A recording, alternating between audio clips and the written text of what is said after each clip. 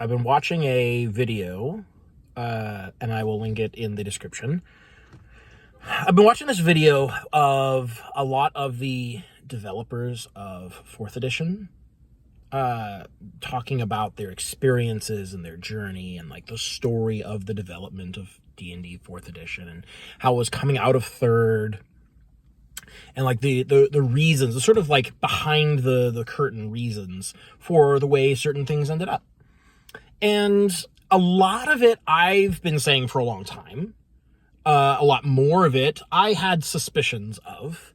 But there was one thing that like I hadn't really thought that much about, and I find it really, really interesting, and I want to talk about it today. They described 3rd edition D&D as being like a language.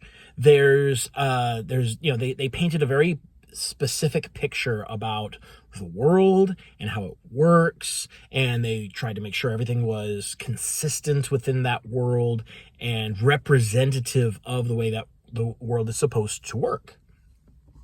And this is true. I definitely had a sense of when I was playing 3rd edition, which was the edition that I started in with D&D. When I was playing it, there was definitely like a sense of, I understand how this setting, how this game operates, not mechanics-wise, but logic-wise. Like, I understand the way that things are supposed to be. I understand the sort of metaphysical concepts that they've introduced with things like, positive energy, negative energy, fields of force, brilliant energy, these kinds of things, these things that are not real. Like, I have no basis for them in real life, but they've been sufficiently described and consistently represented in the rules, such that as a player, I feel like I understand them.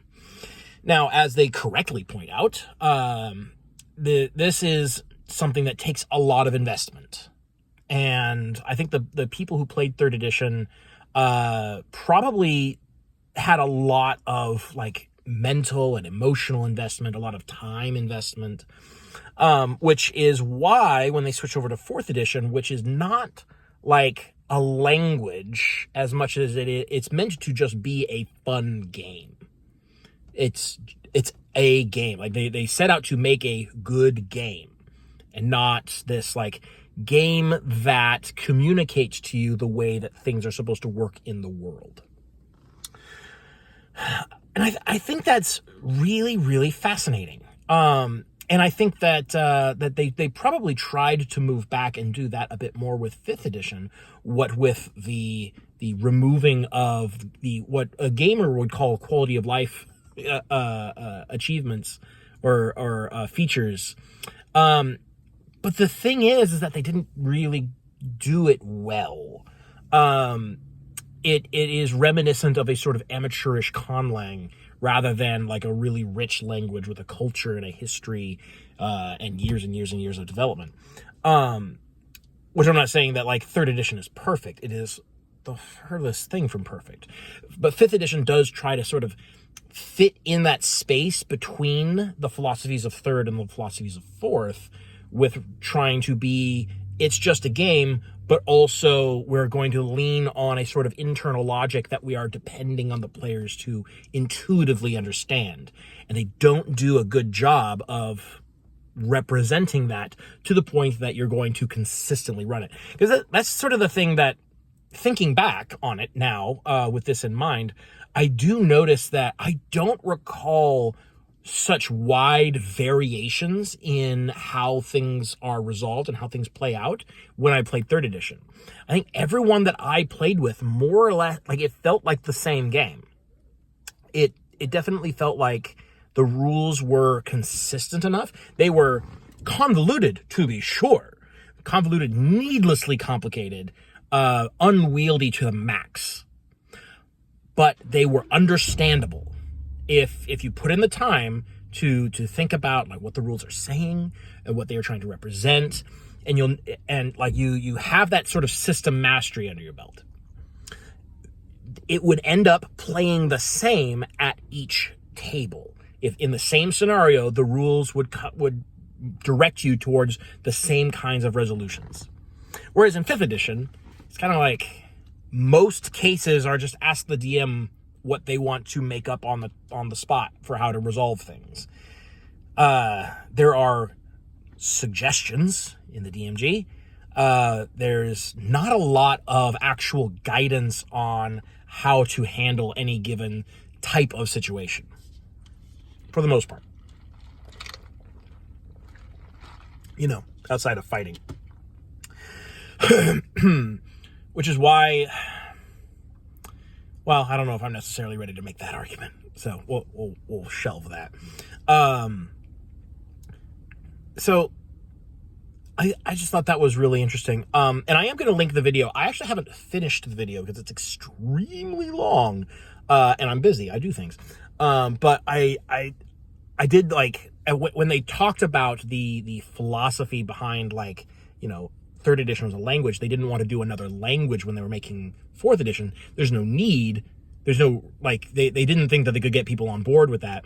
And so they just made it a game instead of trying to do this, like, really in-depth, self-consistent logical world.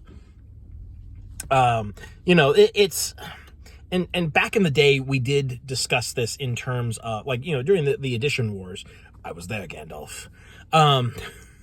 In the edition wars, we called this simulationist versus gamist.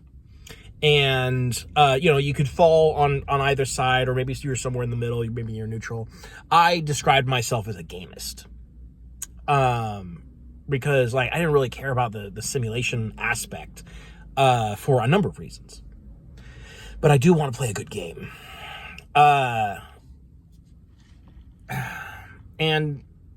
And here's the thing. What they said was, when and I don't remember who exactly said it. I don't remember who said it. They said that they had no nostalgia for D&D. And when they said that, I was like, oh my gosh, that's me. I have no nostalgia for D&D.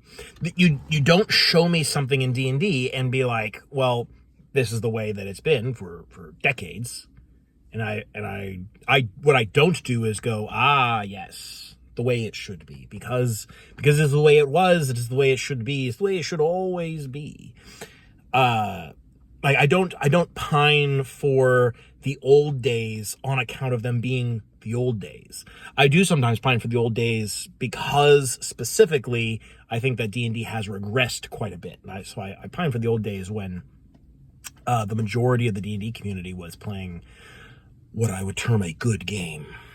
But, like, I pine for the days of 4th edition in the same way that I look forward to when I run my Lancer game, or when I'm looking forward to running the 2 4th edition games that I'm running, or my Legend of the Five Rings campaign. I love these games because they are good games, not because I played them when I was young. Or younger. I've been old for a long time. And so that was the two things that really struck me in this video. And I thought it was just, it's, I don't know if you want to call it like nuggets of wisdom per se, but it is just a really fascinating outlook on the way that the games were approached in their design. That it is a game first, and that 4th edition is a game versus 3rd edition, which is, they called it a language. I know I keep, like, I don't know how to really describe it. Like, I'd love to expound on this metaphor of a game as a language, but I think it's almost so self-evident, right? Do you understand what I'm talking about when I say that? Like a programming language. Like you give certain inputs to get a desired output in regards to the internal logic of the world. If you haven't played 3rd edition, that might not make any sense. That might, or you might think, yeah, every game has a sort of internal logic. Yeah, but not like this, though. It was a very particular thing, and I don't think they'll ever do it again, nor do I think they should do it again, per se, but it was a time. It sure was a time. And then like that combined with the whole like what happens when the designer for a new edition of a long running franchise has no nostalgia for the old days. That's why 4th edition sacrificed so many of its sacred cows. Perhaps not as many as could have been, but quite a few. And it's why it took such a wildly different approach, because they weren't trying to adhere to the issues of old. I made a video a while back about that I called, D&D's identity is tied to flawed mechanics. And I think that's true. And I think it's part of the same problem, is that people who get nostalgic about old versions of D&D sort of ascribe to it those mechanics. Like that's why you can't move on. You can't ever get rid of these bad mechanics that were made up in the 70s by someone who frankly wasn't that good at coming up with game rules. Like by the standards by which we should judge games, like it's not great. It was the first of its kind. Our D&D, the first edition of D&D was the first of its kind, but it still wasn't a great game. People played it because there was no other game like it. Now there are other games like it. And so I don't see a good reason. I'm not a sentimental individual, as perhaps you have surmised. I'm not a sentimental individual, so I don't have that sort of emotional attachment to the old days. And this goes for all forms of media. I like things that are good, not things that were good when I was little, because I didn't know any better. There's pieces of media that I really enjoyed as a kid that I refuse to revisit as an adult, because I'm like, I like thinking that it was good. And so I'm not going to watch it now because I know I don't have enough nostalgia to save it if it's bad. And I think it might be bad. So like, that's how I approach media nostalgia.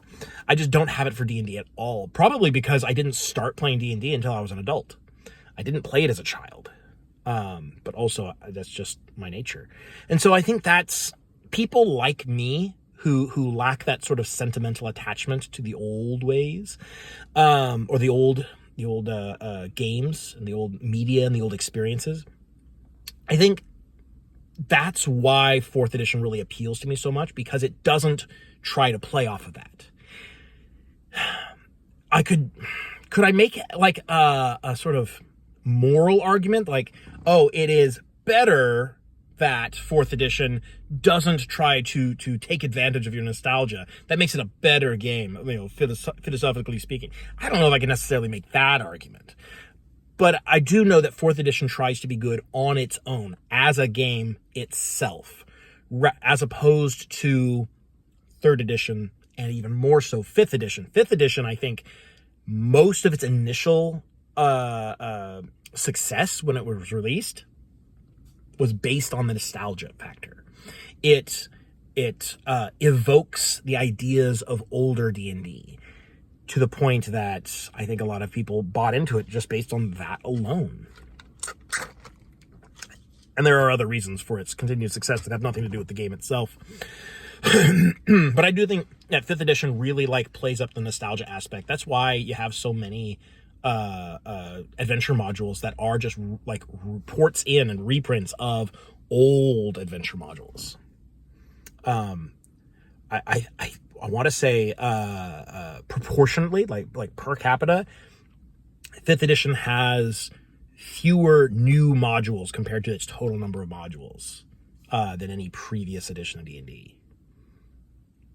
I don't have the numbers on that, but just my sense of it, like just off the top of my head, I think if you look at its adventure modules, maybe not most, but a very large chunk of it is old adventures that they've ported into 5th edition. And I think that really plays into the whole nostalgia factor. I personally don't like that.